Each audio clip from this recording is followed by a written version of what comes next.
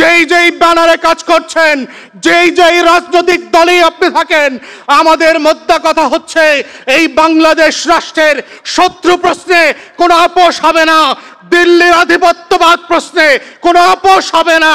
সে কংগ্রেসের নামে আসুক আর বিজেপির নামে আসুক, সে গান্ধী পরিবারের নামে আসুক আর মোদির নামে আসুক, এই ব্যাপারে বাংলাদেশের স্বার্থ আমরা এক কানা করি পর্যন্ত আপোষ করতে প্রস্তুত নয়। শুধু 1400 শহীদ না, 14,000 শহীদ না, 14 লক্ষ শহীদ, 14 কোটি মানুষ বুক চাতায়ে আবু সাইদ হয়ে ফিরে আসবে, আবুক্তা হয়ে ফিরে আসবে, শহীদ সাদ হয়ে ফিরে আসবে। তারা শুধু মানিকগঞ্জ না, বাংলাদেশের 64 জেলার স্বাধীনতা, সার্বভৌমত্ব, জাতীয় স্বার্থ, আত্মমর্যাদা, আমার প্রত্যেকটা ইঞ্চি মাটি কণা তারা আপোষ দিয়ে, রক্ত দিয়ে ধরে রাখবে। এটাই হচ্ছে 36শে জুলাইয়ের আকাঙ্ক্ষা এবং নতুন বাংলাদেশ গড়বার যেই প্রত্যয়, সেই প্রত্যয়ের নাম হচ্ছে বাংলাদেশ 2। 1 টাকা ট্রানজিট ফি দেওয়া যারা সম্মানজনক মনে করে না, সেই শকুনদেরকে শহীদ প্রেসিডেন্ট জিয়াউর রহমান বারবার এই দেশের মানুষকে স্মরণ করিয়ে দিয়েছিলেন। ঠিক একইভাবে গত বছরের 36 দিনের আন্দোলনে বাংলাদেশের দামাল ছেলেরা, বাংলাদেশের টেকনাফ থেকে তেতুলিয়া পর্যন্ত, রূপসা থেকে পাথুরিয়াতে, প্রান্তে প্রান্তে, মহল্লায় মহল্লায় আবাবিলের মতো আসমান থেকে নেমে এসে আবু সাইদ হয়ে বুক চিতিয়ে বলে দিয়েছিল, দিল্লির আধিপত্যবাদকে আমরা মানব না, আগেও মানি নাই, ভবিষ্যতেও মানব না।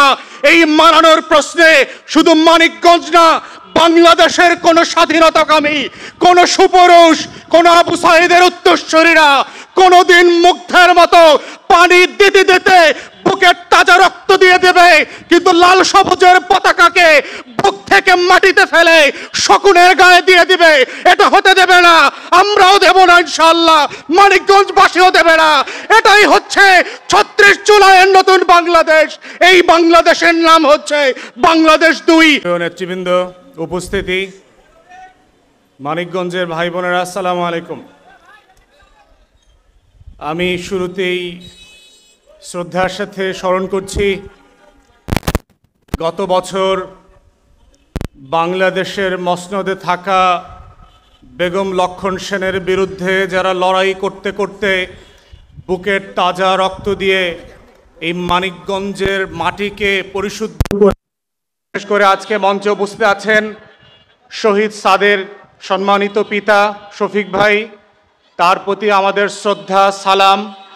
এবং মানিকগঞ্জবাসীকে যারা গত 16 বছর ধরে এই অঞ্চলে গণতন্ত্রের জন্য লড়াই করছেন, আন্দোলন সংগ্রাম করেছেন, দিল্লির আধিপত্যবাদের বিরুদ্ধে কথা বলেছেন, সুষ্ঠু ভোট এবং নির্বাচনের দাবিতে পাড়ায় পাড়ায়, মহল্লায় মহল্লায় কথা বলেছেন, লড়াই করেছেন। সেটা আপনি বিএনপির ব্যানারে করে থাকেন, জামাতের ব্যানারে করে থাকেন, ইসলামী আন্দোলন বাংলাদেশের ব্যানারে করে থাকেন, যেই ব্যানারে করে থাকেন, প্রত্যেকটা ব্যানারের পরতে পরতে দিল্লির আধিপত্যবাদের বিরুদ্ধে আপনাদের যে শক্ত উচ্চারণ ছিল, আজকে শ্রদ্ধার সাথে সেই লক্ষ লক্ষ মজলুম যোদ্ধাদেরকে আমরা শ্রদ্ধার সাথে স্মরণ করছি। একইভাবে যারা হাজার হাজার মিথ্যা মামলায় বিভিন্ন দলের নেতা কর্মীরা যারা জেল খেটেছেন, রিমান্ডে থেকেছেন, ক্রসফায়ারের শিকার হয়েছেন, যাদেরকে এখনো হাজিরা দিতে দিতে লক্ষ লক্ষ টাকা পুঁজি সঞ্চয়, ব্যবসা বাণিজ্য শেষ হয়ে গেছে, তাদের সবার প্রতি আমাদের শ্রদ্ধা। আমাদের পূর্ববর্তী বক্তা মানিকগঞ্জের আমাদের এবি পার্টির প্রধান সমন্বয়ক জনি রাইটলি বলে গেছে, গণ অভ্যুত্থান যে কারণে হয়ে গেছে সেই কারণ থেকে আমরা ক্রমান্বয়েই অনেক দূরে সরে যাচ্ছি বলে মনে হচ্ছে।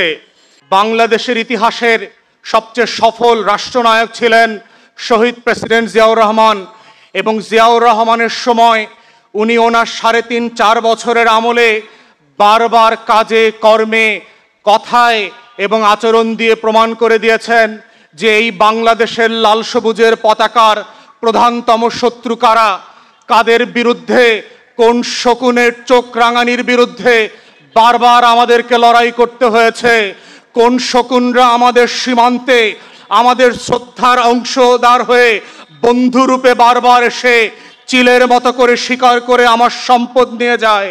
কোন শকুনরা বাংলাদেশে ভিন্ন ভিন্ন নামে ট্রানজিটের নামে আমার স্বাধীনতাকে ক্ষুণ্ণ করে? কোন শকুনেরা চিল হয়ে আমার দেশে ট্রানজিটের নামে এপার থেকে ওপার তার সম্পত্তি তারণ করছে? টাকা ট্রানজিট ফি দেওয়া যারা সম্মানজনক মনে করে না, সেই শকুনদেরকে শহীদ প্রেসিডেন্ট জিয়াউর রহমান বারবার এই দেশের মানুষকে স্মরণ করিয়ে দিয়েছিলেন। ঠিক একইভাবে গত বছরের ৩৬ দিনের আন্দোলনে বাংলাদেশের দামাল ছেলেরা বাংলাদেশের টেকনাফ থেকে তেতুলিয়া পর্যন্ত, রূপসা থেকে পাথুরিয়াতে, প্রান্তে প্রান্তে মহল্লায় মহল্লায় আবাবিলের মতো আসমান থেকে নেমে এসে আবু সাইদ হয়ে বুক চিতিয়ে বলে দিয়েছিল, দিল্লির আধিপত্যবাদকে আমরা মানব না, আগেও মানি নাই, ভবিষ্যতেও মানব না।